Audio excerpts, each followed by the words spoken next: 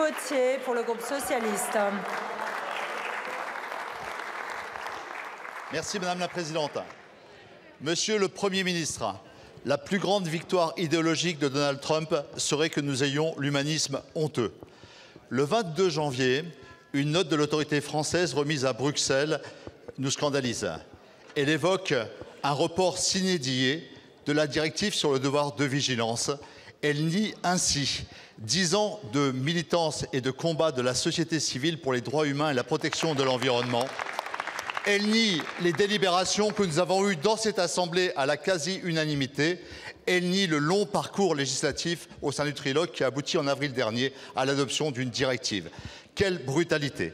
Sur le forme et sur le fond maintenant. La remise en cause de cette directive reviendrait au triomphe de Schein et au déni des millions de victimes de tous les Rana Plaza du monde. Elle serait oublieuse du fait qu'il y a aujourd'hui dans le monde 160 millions d'enfants qui travaillent dans les chaînes de production mondialisées. Elle oublierait une planète qui, de partout, déborde et brûle. Je vais vous le dire avec force, Monsieur le Premier ministre, est-ce vraiment le moment que Bercy, que le gouvernement français demande à Bruxelles de rétablir l'impunité des multinationales quant à leurs responsabilités, alors qu'elles ont un pouvoir souvent supérieur aux États? Monsieur le Premier ministre, les directives européennes de devoir de vigilance, comme celle de la comptabilité extra-financière, ne sont pas seulement des fers de lance éthiques et des accélérateurs de la transition écologique, ils sont un bouclier pour notre industrie et pour notre agriculture. Monsieur le Premier ministre, vous savez que l'économie est un fleuve et s'il n'a pas les rives du droit, il ressemble à un marécage. Vous êtes l'héritier, vous en réclamez de Marc Sangnier. Retrouvez-en le sillon à cet instant et aidez-nous à bâtir une Europe productive parce qu'elle sera une Europe, une puissance normative. Une Europe puissance productive parce qu'elle sera une puissance normative. Monsieur le Premier ministre, est-ce que la position de la France peut évoluer afin de porter avec fierté la parole humaniste dans la mondialisation plutôt que de s'aligner sur ce qu'il y a pire dans le monde? Merci. Merci, monsieur le député. La parole est à monsieur Éric Lombard, ministre de l'économie et des finances.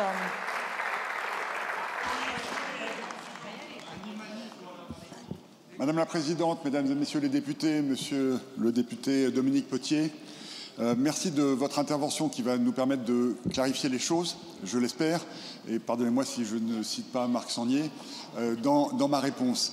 Je sais que vous êtes porteur d'un texte important en 2017 qui porte votre nom et qui nous a permis d'avancer. On est au confluent de deux objectifs qui sont prioritaires.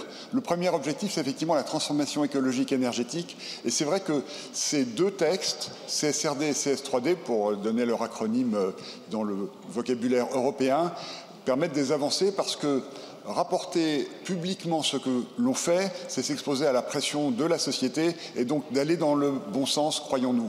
Mais en même temps, nous avons un impératif de simplification à un moment où les entreprises européennes sont dans la difficulté et dans une concurrence accrue. C'est pourquoi, sur ces deux textes, nous avons des volontés qui sont en fait assez parallèles.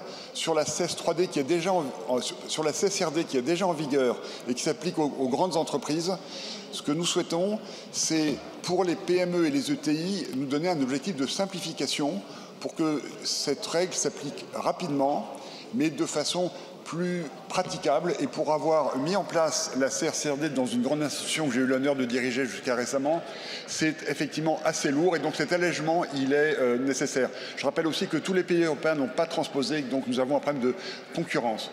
Sur la CS3D, on est moins avancé. Nous sommes bien dans l'idée de mettre en œuvre la CS3D. Ne nous méprenons pas. Nous souhaitons que la CS3D soit mise en œuvre, mais nous avons deux sujets, la simplification et que l'adaptation selon la taille des entreprises soit modulée afin que plus l'entreprise est petite, plus la simplification des règles soit applicable et qu'elle leur permette de les mettre en œuvre effectivement. Voilà ce que je voulais vous dire. Donc nous allons bien dans la direction que vous indiquez, mais de façon précautionneuse pour protéger aussi nos entreprises. Merci beaucoup, Monsieur le Ministre. La parole est à Madame Marie-Christine Dalloz pour le groupe Droite républicaine. Merci Madame la Présidente.